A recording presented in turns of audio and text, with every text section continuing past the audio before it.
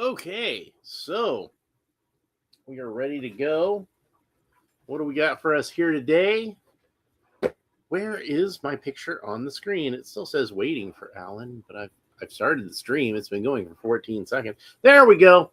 Just got to make sure everything's going all right, and we're ready to go. Hey, look, I still got this big stack of Supergirl action figures over here to open. We're going to open all three of those in one show. That's going to be one episode, probably going to be sometime in June.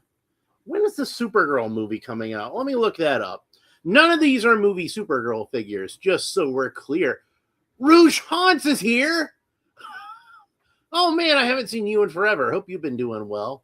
Please let me sleep, says Rouge Hans. Well, I'm not stopping you. You can sleep if you want.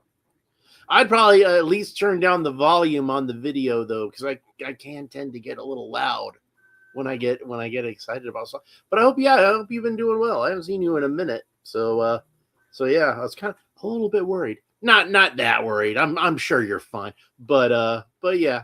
Let's see. Where was I? Oh yeah. Supergirl movie 2026 release date. So I just want to see when it's coming out. I think it's in June sometime. June 26th. Oh man, that's a long time to wait to open up these figures.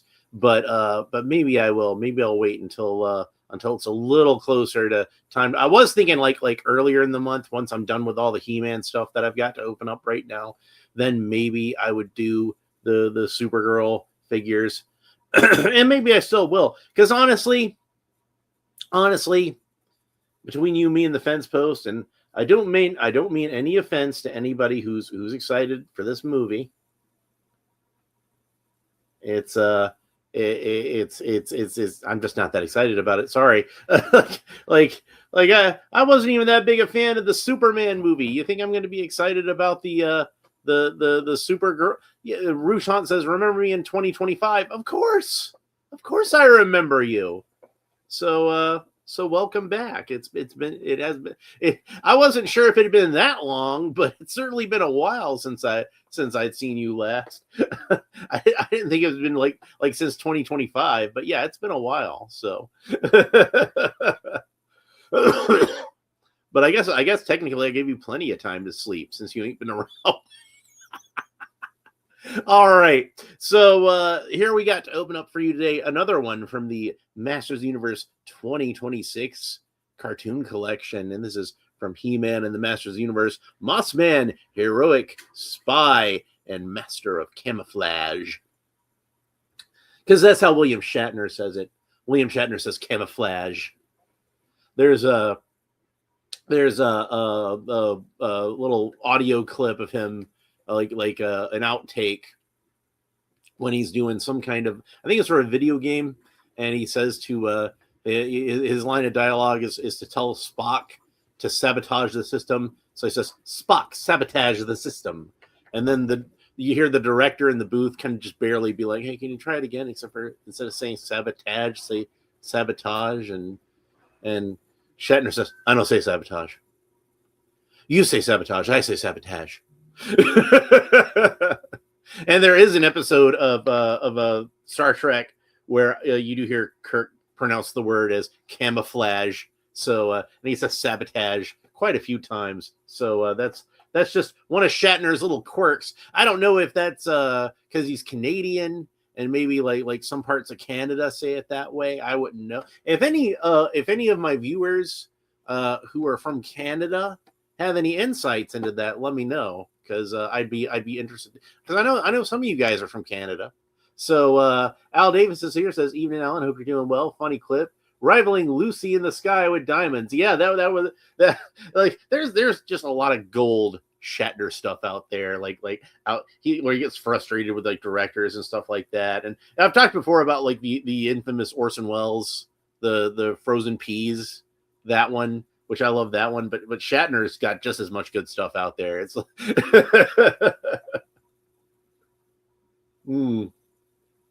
But yeah. And they actually make reference to that in the movie Mystery Men. You hear Janine Groff. I think she's talking with the bowler, Jeanine Garofalo. I think she's talking with Paul Rubens, the spleen, and she's like, I say sabotage, but you just kind of hear like that little bit of the conversation.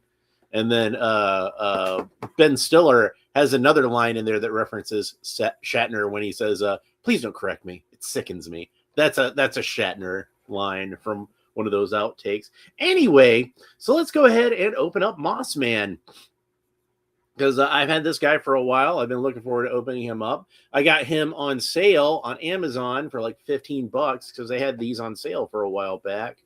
And at that time, I'd gotten that's when I got Triclops and Man-at-Arms and Mossman and Stratos. So I've been sending all those for a while. Plus, I still got Zodak that I got around the same time that I got Skeletor and Prince Adam that I got around that same time. So we still got a few more 2000X figures.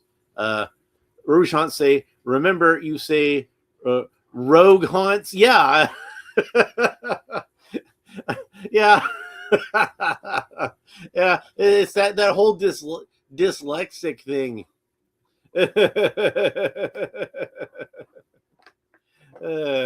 Yeah.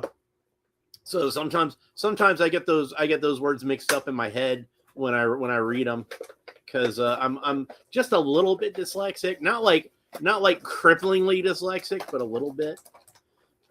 Man, I started opening this figure and I ain't even finished talking about the package yet. So let's go ahead and do that.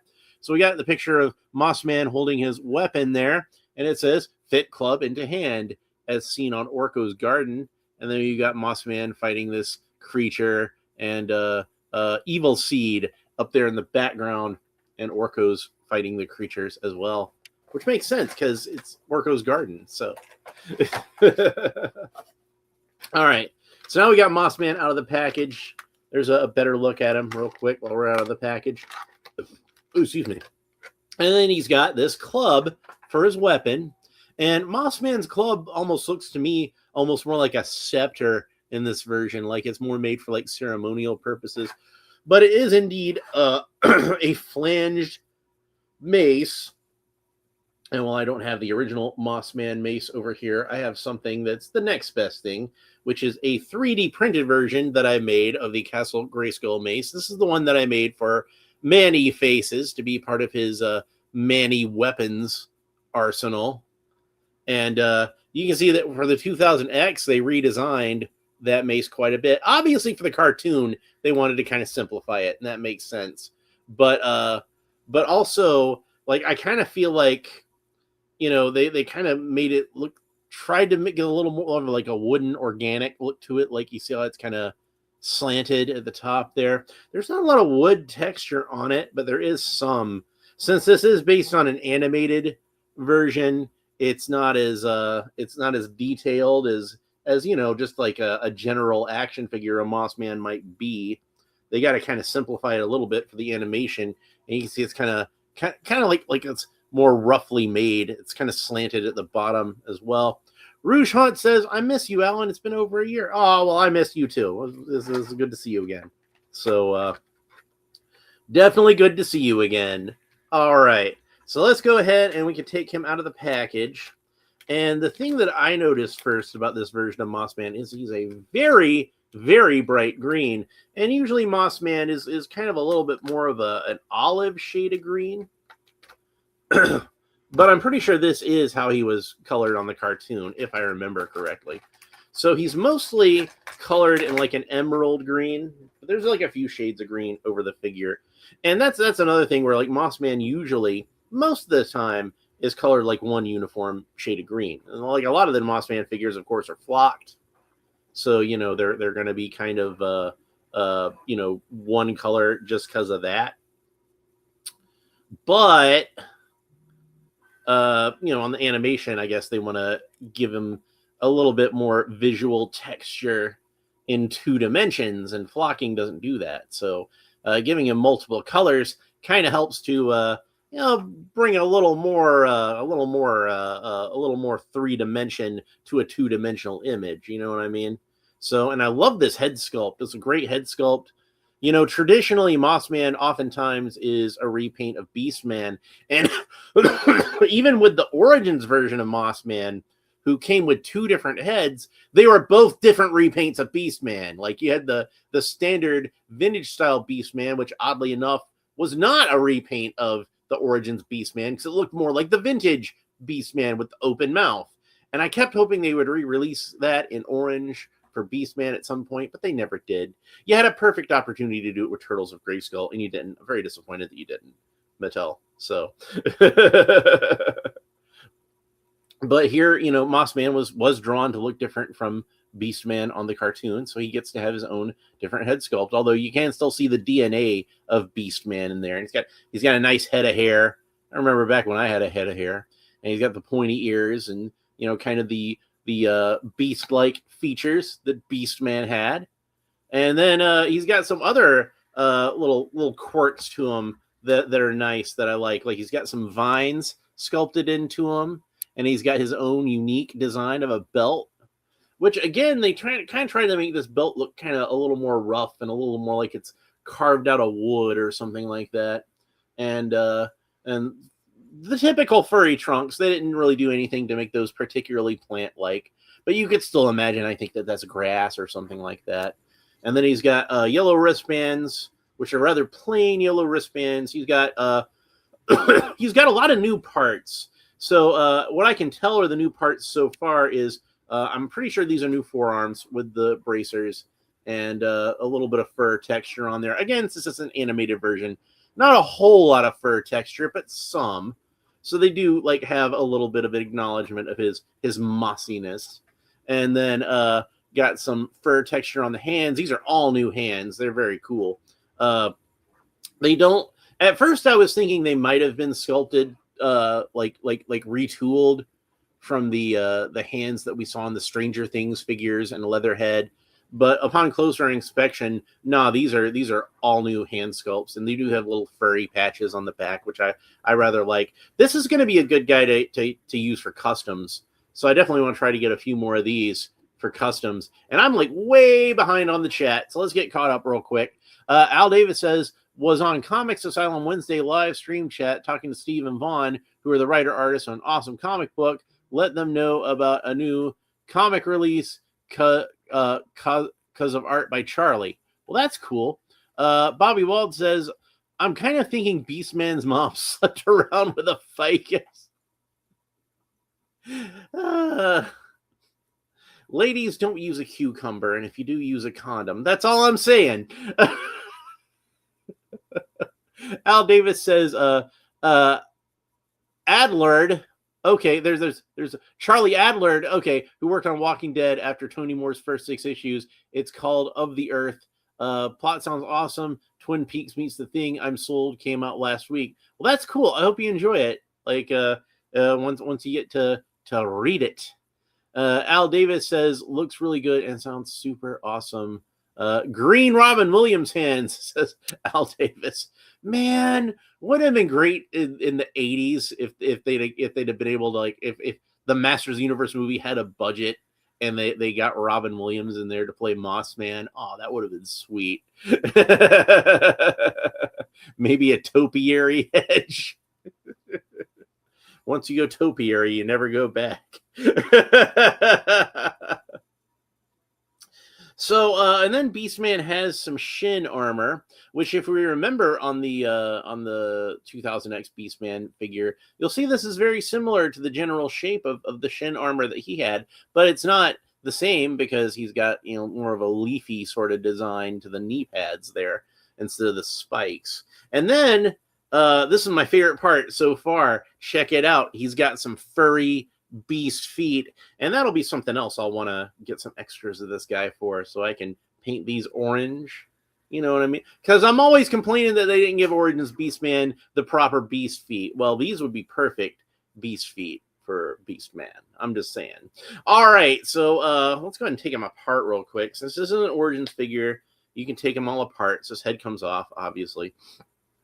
And then this whole shoulder piece comes off like a breastplate. And underneath, we can see that he does indeed have the typical 2000X cartoon collection torso and upper arms. These are reused from the other figures. And these are almost certainly the same thighs underneath here too. And we can take them apart in the middle and remove the loincloth. And I am expecting to find, yes, indeed, the same furry trunks that we've seen on most of these 2000X figures so far, with the not quite the vintage style trunks, but close enough. And you can see the belt just has the 3 little studs on there. I'm not sure why the belts have 3 little studs on the 2000X cartoon collection. I don't know the reasoning for that. I'm not complaining. I don't dislike it, but I'm not sure what the intention was there. Why they decided to do it that way particularly. It's it's just a mystery to me. I'm not complaining. I'm not saying it's a bad thing, but I am saying I don't know why they did it. I'm ignorant of their motivations. And here's a real quick shot of him holding his mace. Looks pretty cool. Now I do kind of wish that as a traditionalist, I do kind of wish this mace was brown instead of green, but I'm sure that's how it was colored on the cartoon, and that's probably why they did it that way. So, oh well. Bobby Wald says, I wonder if Mothman gets unusual mushroom growth. Who would he consult? With a dermatologist or with a gardener? Well, that's a funny thing. Like, mushrooms aren't really plants, and they're not really animals. They're fungus. They're like something that's neither and both at the same time. It's really creepy. The mushrooms are really creepy if you think about it.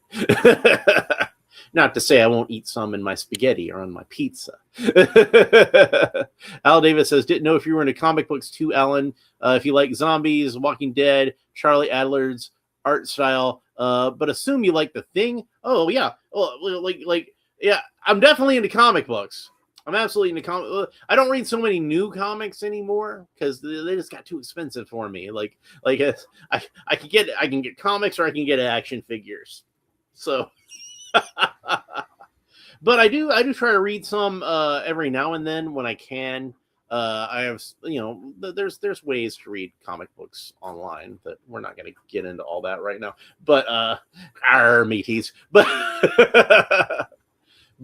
I like reading old comics, especially is what I like reading the most. And I'm old school when it comes to my comic books. But I've read some of The Walking Dead, not a lot of it, but I've read some of it. Let's see, like what was the last comic book I read? I think the last comic book I read was Howard Chaykin's Black Hawk from back in the 80s. I read that one, and that one was pretty good. That's one of those things because I read that when I bought the Black Hawk action figure, and I was thinking, there's a whole Howard Chaykin Black Hawk comic I haven't read. So I went back and read that one. It was pretty good. It wasn't the best thing I've ever read from Chaykin, but it's still Chaykin, even like when he's not 100% at his best, is still Chaykin. He's still one of the greats. So, and but it was good. I mean, I enjoyed it, but not as much as I enjoyed say his Batman stuff that he did in the 90s, or American Flag or something like that. And of course, Howard Chaykin drew the original Star Wars adaptation, so that should cement his legendary status right there. That's a big comic to draw, and that was like really early in his career too. So, but yeah, like I'm a big fan of John Carpenter, and The Thing is one of his better movies, I think. But it's not my most absolute favorite John Carpenter movie. My most absolute favorite, I don't even know if I could tell you what my absolute favorite John Carpenter movie is, but it would either be Big Trouble in Little China or They Live, one of those two. Those are my absolute favorite movies that he did. And Starman is up there too. I really like Starman. Starman is cool because it's like, it's not the sort of thing you typically think of John Carter. Well, you don't think of John Carter as doing Starman either, but John Carpenter is like, you more associate him with like, horror and action adventure and that kind of thing. But Starman is just kind of like this this sweet little romantic drama almost, where like, the science fiction elements are just kind of like, you know, it's not really supposed to be a movie about an alien. It's supposed to be a love story where one of the characters happens to be an alien. You know what I mean? Does that make any sense? So Bobby Wald says, my dad was a big fan of Christine only because his first car was a 58 Fury. That is a beautiful machine. Al Davis says that those are good calls. Well, thank you, sir. So, but yeah, the thing is great. And I really like the original version of The Thing, which is a great movie in its own right. And John Carpenter, of course, was a big fan of that original movie of The Thing. So he was kind of reluctant to remake it at first. But I think he did a really good job of making a movie that respected the original one and still took it in completely different directions, but was still, very respectful of the original one. And of course, like, I kind of feel like because of the special effects at the time, they were able to do a lot of the things from the original novella that you didn't really see in the first movie. So I kind of feel like that's a movie that, like, that a lot of people complain that they make too many remakes these days. Well, that was a remake that I feel like even as great as the first movie was, I still feel like that's a remake that was justified. So that's just my opinion on that, though. Al Davis says Starman is fairly underappreciated. I think so. And remember, Jeff Bridges won an Oscar, or he was nominated for an Oscar for that movie. I don't think he won, but he was nominated for it. And he was awesome in that movie. That's I think the movie that cemented Jeff Bridges as like one of my favorite actors. Like when I saw it when I was a kid, like even then, like I could tell this guy is just giving a great performance. And of course, I was a big fan of Tron at that time, so I already knew Jeff Bridges. I'm like, oh, cool, it's Flynn. He's in this movie, and and yeah, that's like, I think, like, I don't know if I'd even go so far as to say it's Jeff Goldblum's best performance, but it's one of my favorite performances of his anyway. And a lot of people were talking about Clue in the original, not Clue in Tron Legacy, but in the original Tron, when he played Clue in that, and how that kind of seemed to be like almost like the prototype for when he played Starman. But Jeff Bridges says he wasn't really thinking too much about that at the time. But I think it's something where like he's kind of drawn on the same part of himself when he plays that character. So even if he didn't mean to, he probably kind of did.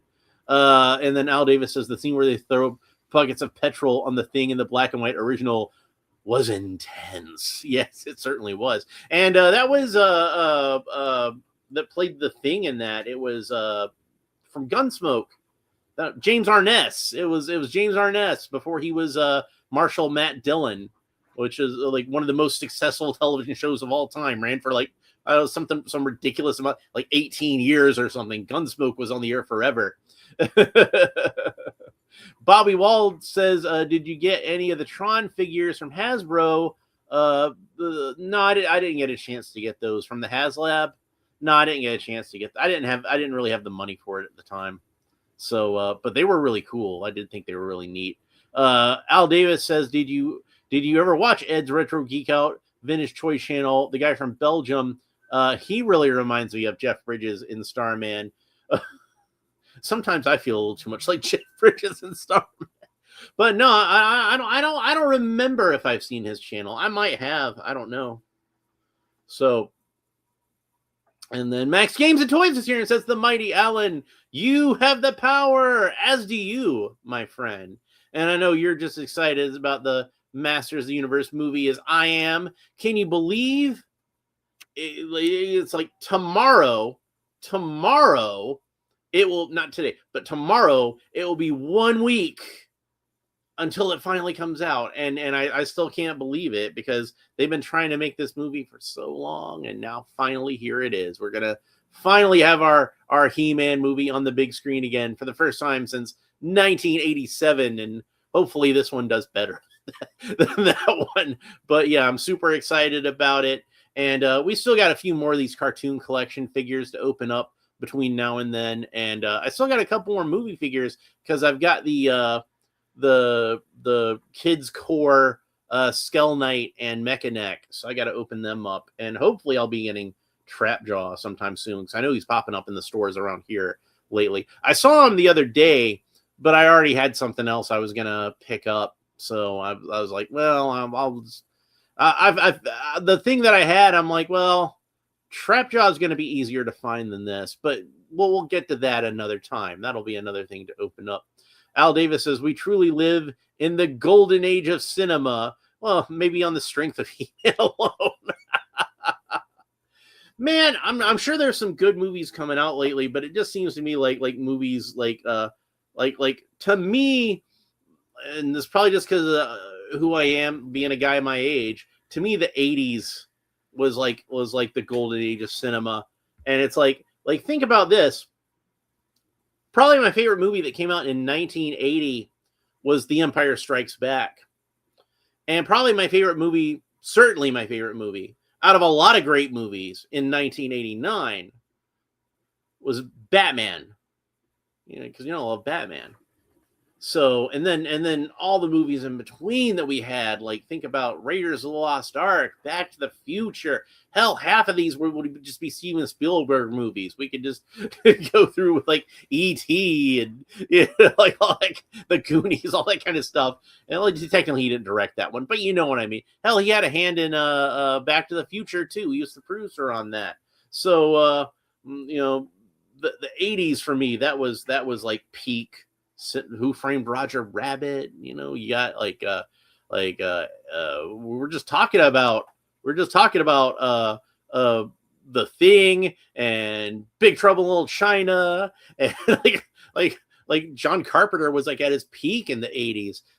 You had to me it's the 80s. It's before they became overly reliant on CGI. Here we go. Al Davis was RoboCop, Gremlins, Critters, Short Circuit, Cocoon. See, exactly. RoboCop. That's another one that's like one of my favorite movies of all time. RoboCop, to me, that's a perfect film. You cannot do anything to improve upon RoboCop. You want to talk about a remake that was not justified? That's RoboCop. They did not bring anything new to the table with RoboCop that needed to be there. The only thing, and they had a good cast for that movie, obviously, because you had Michael Keaton, you had Gary Oldman. But the only thing that I really liked in the remake of RoboCop that actually seemed like something that was from RoboCop was Samuel L. Jackson's character, where he's playing like a Bill O'Reilly type of character. And I'm like, this is something that feels like it would fit into the first RoboCop movie. But I don't think they understood what RoboCop as a film is supposed to be when they made that movie.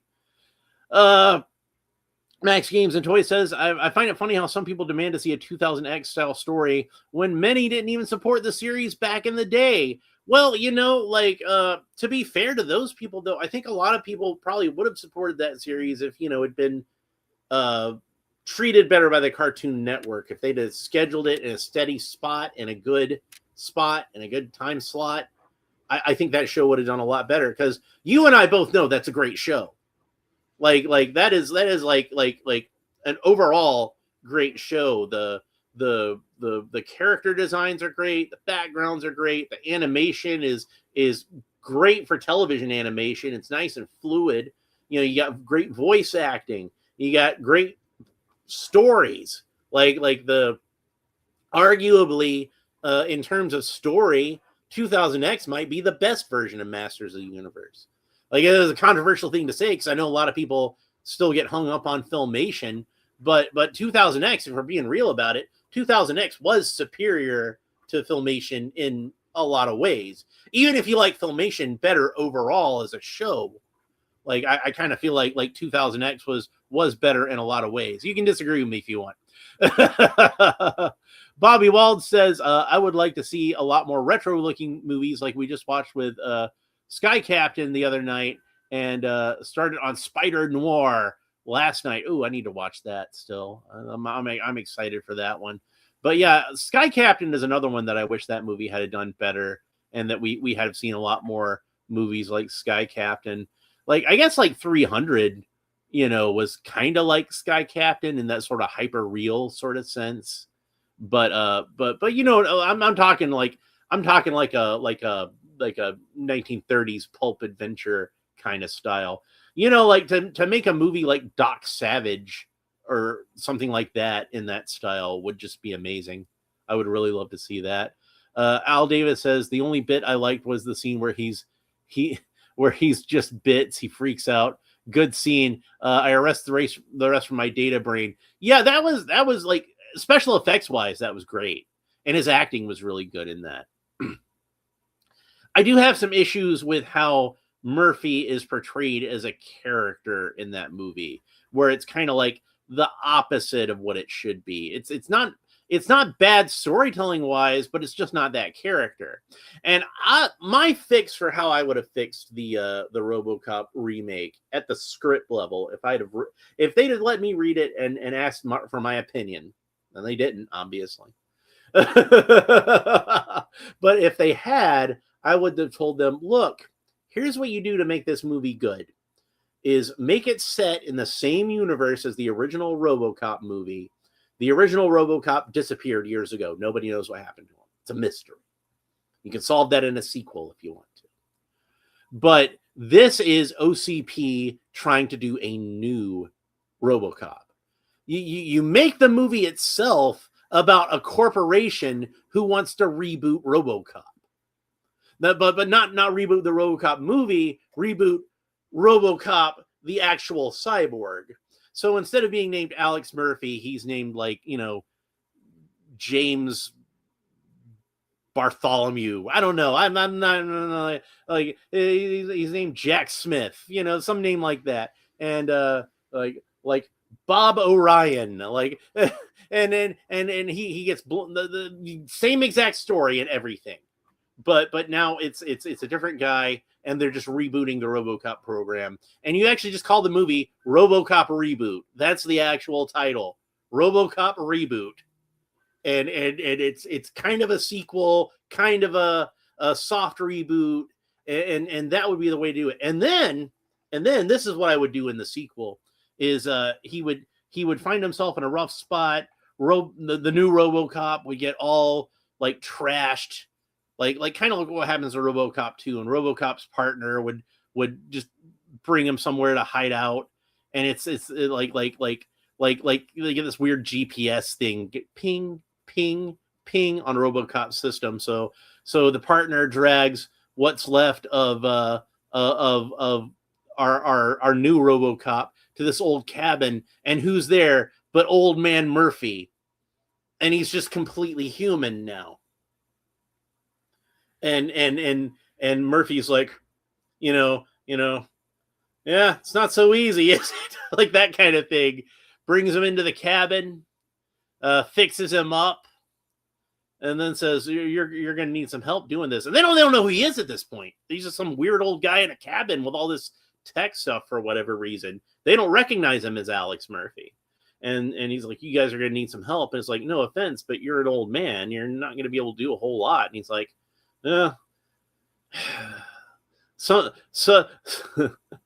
sometimes the old school is the best school, something like that. And you see him open up this chamber, and you see like the RoboCop armor, and like on the wall, like it's a suit of armor. And then you see these arms come out, and they start to strip the flesh away from Murphy, and he's like all like a robot skeleton underneath, and he steps in the armor, and it snaps around him, and he's RoboCop again. So then you have both RoboCops teaming up against whatever that's how I would do the sequel. You know, that would be really cool. So that's how I would do it if I was doing it. So, and I've missed a lot of stuff in the chat because I've been talking about RoboCop.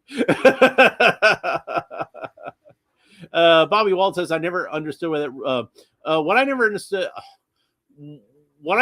about that newer RoboCop movie is why they had to bother to save the one hand."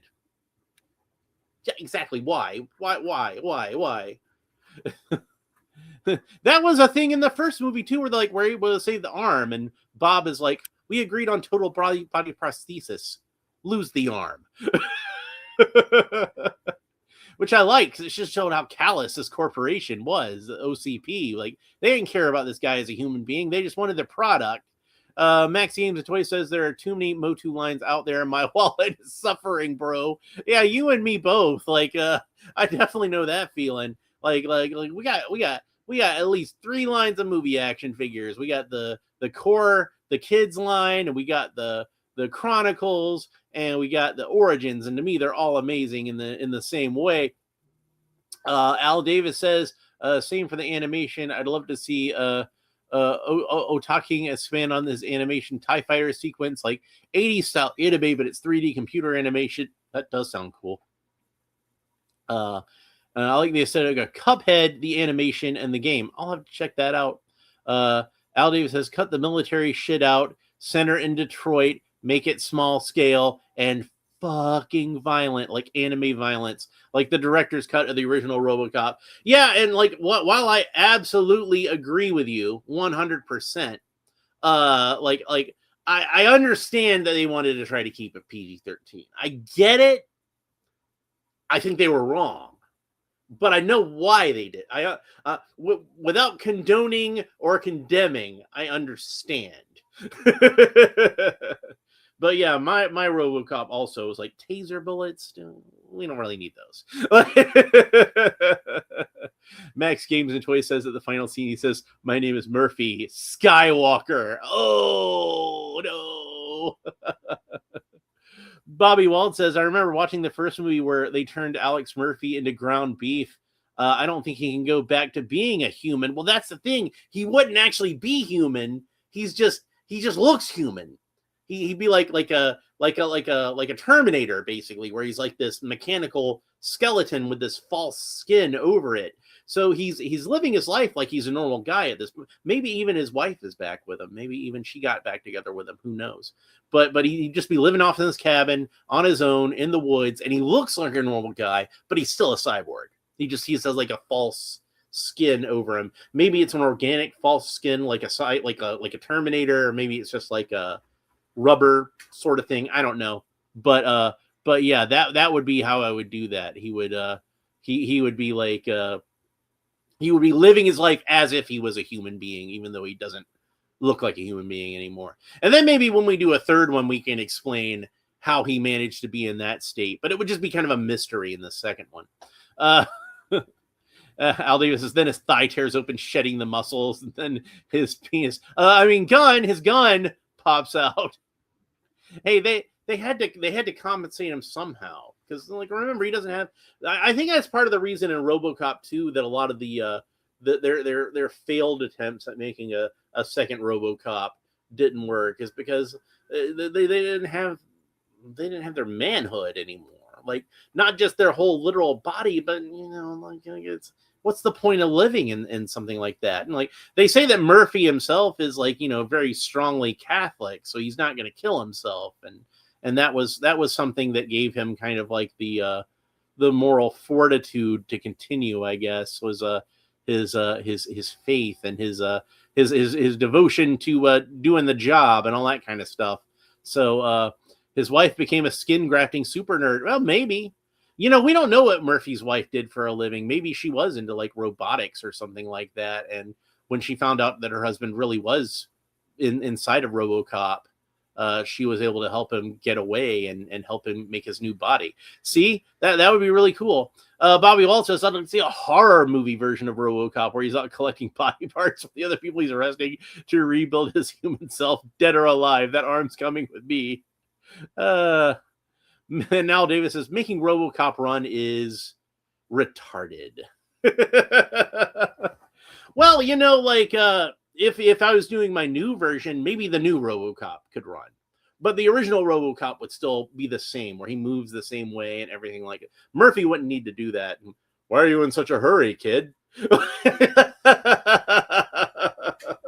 Robo Frankencop. Yeah, there's definitely a lot of Frankenstein in the original RoboCop. Like he is a lot like Frankenstein's creature in a lot of ways. So but yeah, or jog or trot, maybe. Yeah. Murphy still just walks. Maybe the new RoboCop. Maybe I could have him run. I don't know. I would want him to be like different from the original RoboCop. And like honestly, I think that the design they came up with would have worked for what I'm talking about, because it's not like a horrible design really, but I would have kept the silver rather than having all black, and obviously I would have lost the arm. But other than that, like you were talking about the scene where like RoboCop is kind of disassembled, and you just kind of see like the head with the exposed brain and the lungs and all that kind of stuff. That would be a scene I would probably keep. So, man, I could just talk about RoboCop for hours, and I still haven't gotten any articulation on this guy. So let's go ahead and talk about that. So Mossman can look up about that far, look down about that far, tilt his head kind of quickly from side to side, rotate the head all the way around across the arms. They do rotate all around the shoulders, but he's got this kind of big, mossy cowl over his shoulders. So it's going to kind of bump into that a little bit, but technically it does rotate all the way around, and it raises up to the sides about that far. Same with no capes, no arms. Yeah, you just, like why do you have this fleshy arm where it could just get shot at? Like, it's we don't need that. So Mossman has a single joint of articulation at the elbow, bends in about that far, rotates all the way around, and then his wrist rotates all the way around, and on his right wrist he has a vertical joint. So he could hold aloft his mace, but that's about as much as he can hold it aloft, because, you know, again, the shoulder thing. It's articulation that I kind of feel like you can still get some good action poses out of it. I don't think kids would have too much of a problem with it. And you can see it does bend a little bit. It is pliable, so it does kind of get out of the way somewhat. But it does hinder the arm movements, if we're being real about it. Bobby Wald says, I can only imagine what Disney would do if they had RoboCop. Probably end up ending with the Gizmo duck loop blathering blatherskate. Well, then you have what Max was talking about. it'd be like it'd be like a girl who just starts calling herself Murphy at the end for no reason. So then then Mossman's other wrist rotates all the way around, and that's got a horizontal hinge on it, so that moves back and forth like so. Mossman turns all the way around at the waist. We already saw how that comes apart. Mossman can kick up about that far, which is not very far, but it's par for course with Origins. He can do the splits, no problem. He's got a single joint of articulation at the knee, bends in about that far, rotates all the way around, and then he's got a boot cut, so that rotates all the way around. And then his foot can point down about that far, his foot can point up about that far, and then the foot rotates all the way around. Amiga Cami is here! Just in time for me to be done talking about the figure, pretty much. But good to see you as always. Al Davis says they'll probably cast the new model from the Met Gala, the one in the dress and the wheelchair. Yeah, well, I mean, she is kind of a cyborg at that point, I guess, right? So build some guns into that thing, and that could be the Disney version. That could be what Disney would do. So I don't want to make fun of that person too much, because obviously they got enough to deal with. But I'm not making fun of the model when I say that. I'm making fun of Disney. So we're clear. I got nothing but compassion and respect for that person going out there and living their best life. And if you can get work as a model, good for you. I'm glad that you're able to. That's kudos to you. But what I really cast her as RoboCop? No. Would Disney? Probably. Max Games Toy says, I remember people yelling about Mossman dead on Motu Revolution. Yeah, like and he stayed dead, didn't he? He didn't come. I guess maybe he came back for a little bit at the very end, but he went back to Preternia. Or so yeah, he's they killed him off for good. They killed off Fisto. They killed off Clamp Champ. They killed off the brother, the one black guy in He-Man. They killed him off. Maybe that's why they felt like they had to make King Grayskull, their version, make him black. Amiga Kami says, sorry I'm late. I got stuck on the Mattel Creations website. I keep meaning to go back there and see what else I can find on sale. Like if some of that other stuff is on sale, I might buy some. I thought of a good use for an extra hero after my last order. And I saw Hero on there for like $10 or whatever it was. And I'm like, yeah, I don't really need an extra hero though, whatever. And then, excuse me, then I thought of something really cool to do with them after. I'm like, geez.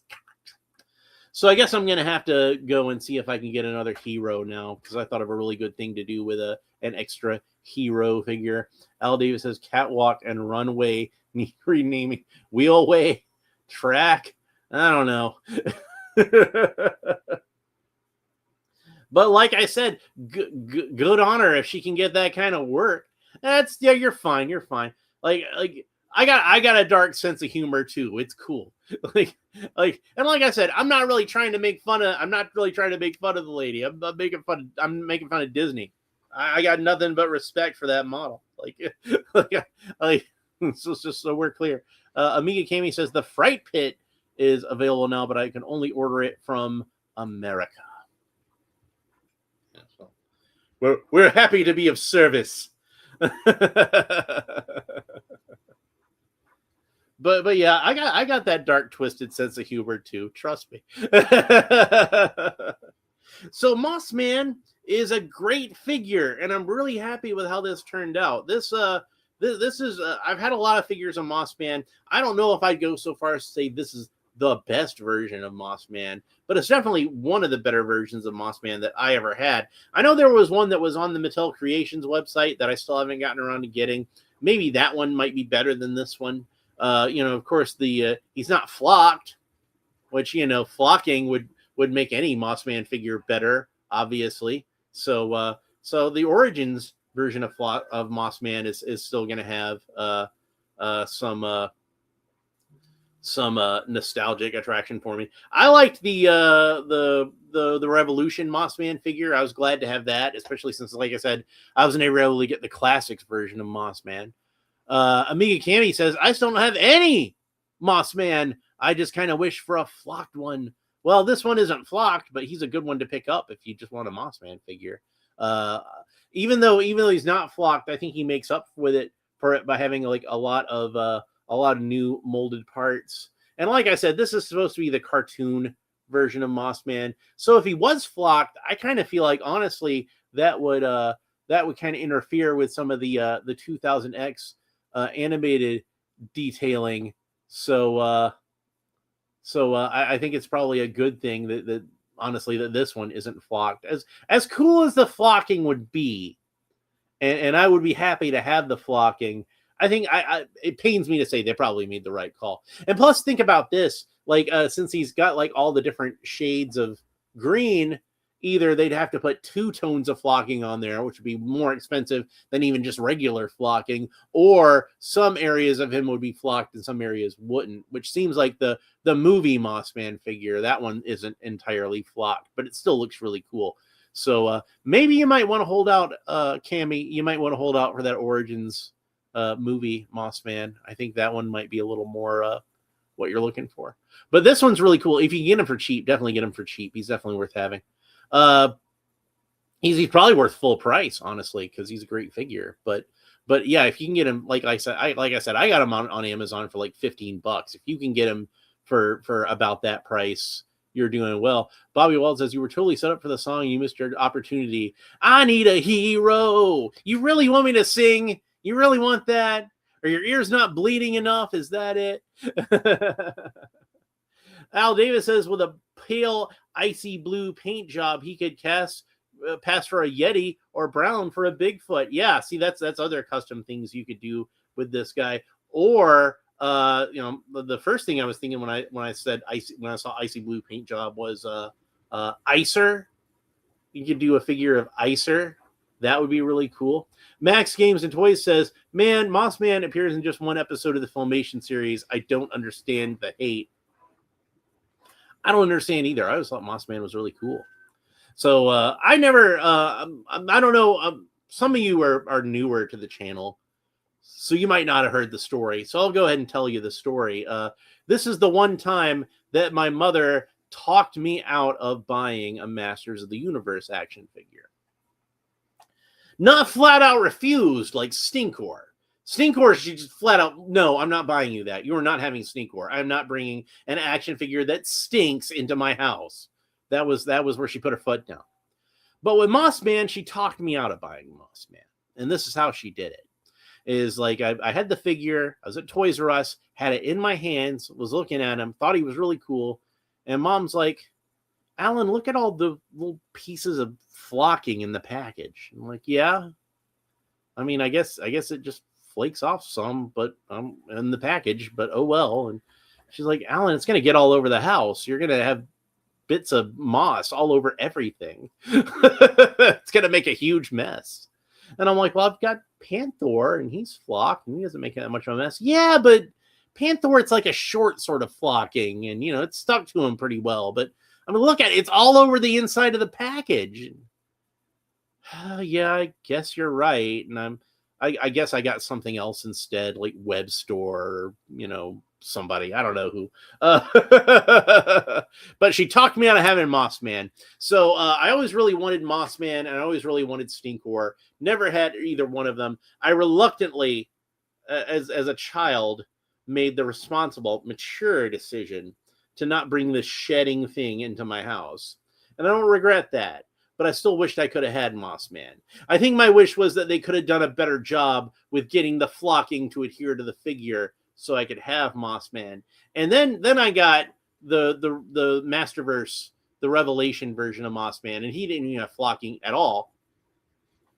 And then I got the Origins version of Moss Man, which was flocked, and there was I carefully inspected. There was no loose flocking in the package, and I'm like, well, here you go. Now I finally have a Moss Man that has flocking. So, and now I have this Moss Man, and he's really cool. I really like him. Like I said, I don't know if this is my favorite Moss Man figure so far. Oh, and the Turtles of Grayskull Moss Man. So yeah, we got a bunch of great Moss Man figures.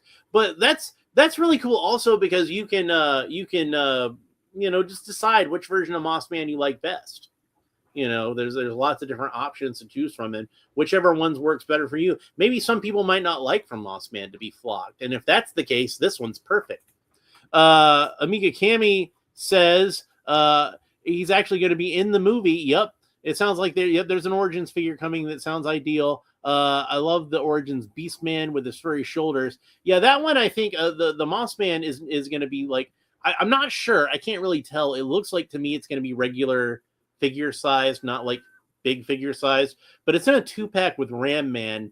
And when they had him standing next to Ram Man, it looked like Ram Man was squashed down. So it was messing with my head as far as the scale. Max Games and Toy says the 2000X line is really good. Yeah, that was another one. I never managed to get that version of Moss Man because that one was like a mail away figure. The funny thing is, even though they went through great pains to design Moss Man to not look like a repaint of Beastman, the figure that they actually made was a repaint of Beastman. Whatever. What are you going to do?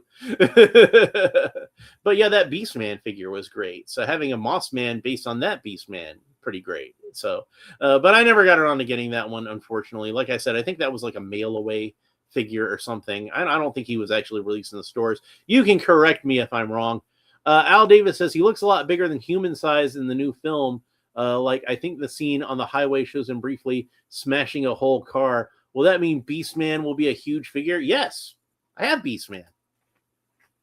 I hope here's the Origins Beastman, and he is indeed a huge figure. You can see him next to Moss Man, who is a more standard sized figure, and to compare him to He-Man from the actual Origins line, the movie He-Man versus the movie Beastman, you can see, yes, he is far more massive than even the most powerful man in the universe. So how about that? Well, I know a lot of people complain that He-Man's not big enough in the new movie, but, the Origins version of He-Man, this is certainly big. And I don't know, if you think this guy isn't big enough, you just haven't been paying attention, because that's that classic He-Man build right there.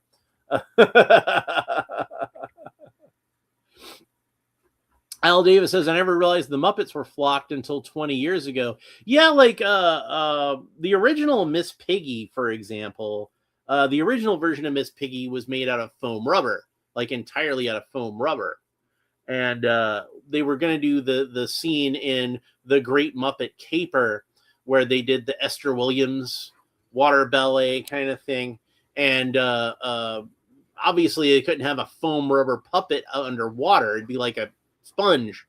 So they made a new type of Miss Piggy puppet that was rotocast latex, and they flocked her. So then she looked like foam rubber. So that's how. So I'm guessing once they figured out how to do that, that was when they got into a lot of flocking stuff. With that kind of opened up a whole new world with that technique as far as their creation of Muppets. You can see how you pay attention, how like it kind of evolves from just being like making Muppets like you see on the Muppet Show or on Sesame Street, and it kind of incrementally evolves into now we're doing the Dark Crystal. Now we're not just Muppets anymore. We're Jim Henson's Creature Shop, and we're doing Ninja Turtles, and we're doing all kinds of crazy stuff. So Max Games Toy says Mossman rules, not in Filmation, not in the toy, but in our hearts.